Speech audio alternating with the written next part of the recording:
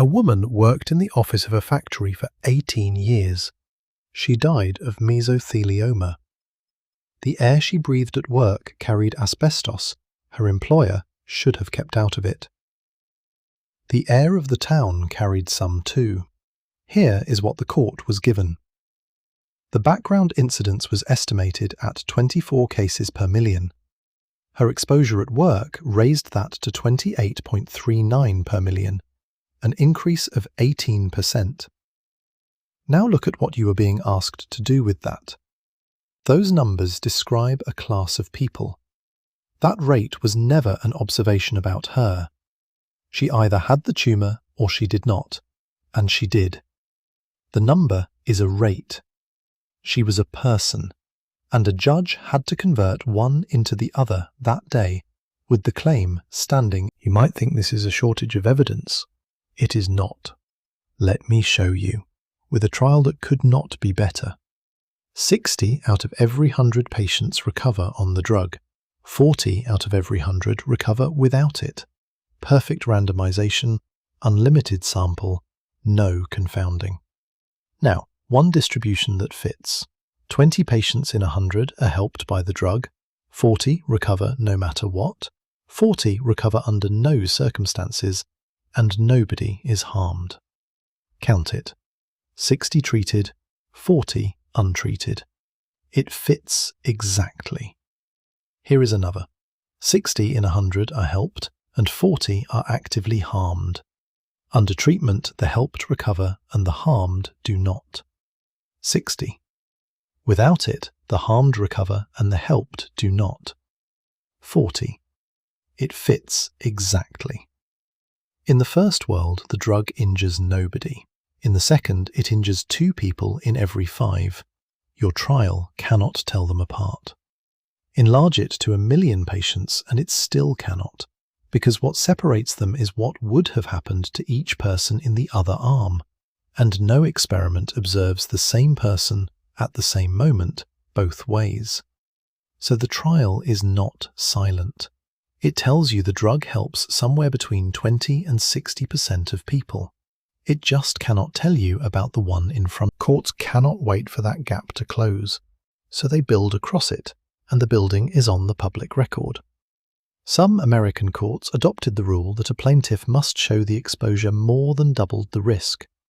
The Texas Supreme Court, adopting it, also wrote that epidemiological studies cannot establish that a given individual contracted a disease from a given exposure, and that doubling is not a litmus test. England went differently.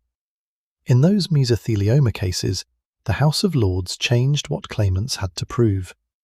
And in this woman's case, the Supreme Court declined to make doubling decisive, observing that epidemiological evidence alone has not been considered an adequate basis for findings of causation. The technical reason is exact. Judea Pearl and Jin Tian showed that the probability that an exposure caused this person's disease equals that excess risk formula only if you assume there is no confounding and that the exposure never protects anyone. James Robbins and Sander Greenland showed a second problem. Exposure may merely bring forward a disease that was coming anyway.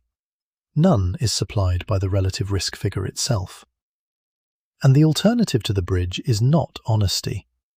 It is that many victims in cases like these would receive no compensation at all. So the bridge gets built. It has to be. Medicine has the same structure, and a sharper version of it. Overdiagnosis means finding a cancer that would never have troubled you.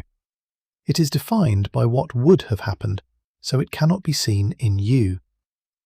The pathology at diagnosis is, as one review puts it, just a snapshot, and it cannot distinguish the cancer that matters from the one that does not.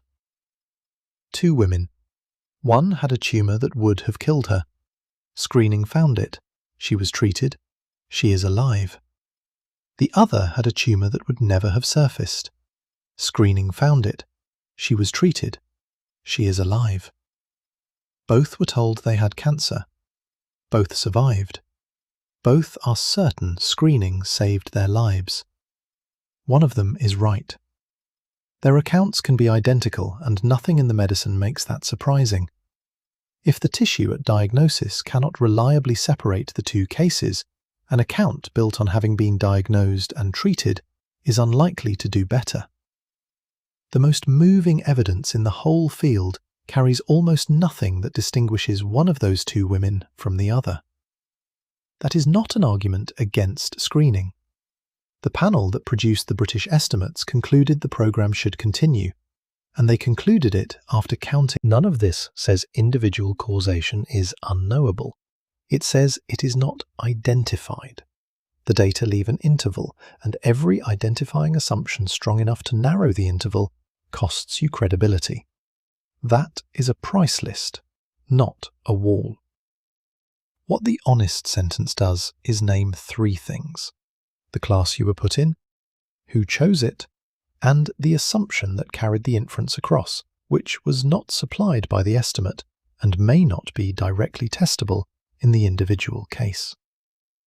And then there is the witness. Every counterfactual claim of this kind, that this exposure caused this illness, rests on a person who was not exposed and is otherwise identical to you. His testimony settles everything. Nobody has ever taken his history. He is the most frequently cited witness in medicine and in law, and he does not exist in the record. Knowledge about groups is not a blurry photograph of knowledge about you. It is a different kind of knowledge, answering a different question. So cross. You have to. Just leave the scaffolding up, where people can see it.